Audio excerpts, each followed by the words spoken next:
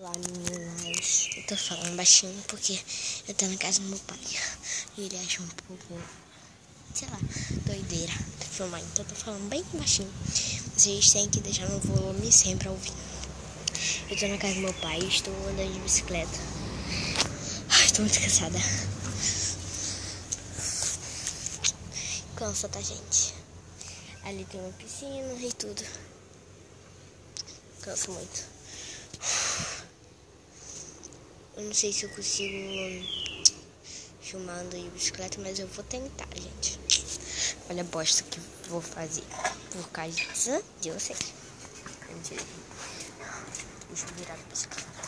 Eles falam, é com rodinha. Não, gente, não é com rodinha, é sem rodinha. É muito difícil.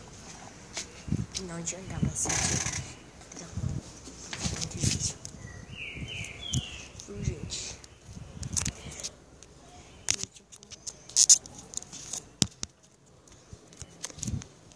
Calma aí, gente.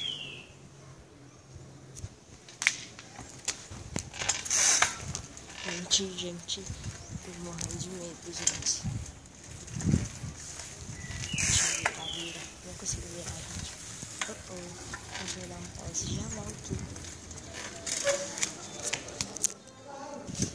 Voltei, gente. O vídeo vai ser muito curto, muito. Depois, talvez, eu peço pra ele filmar eu andando. É tipo um vlog que tá sendo hoje. O vídeo, não sei.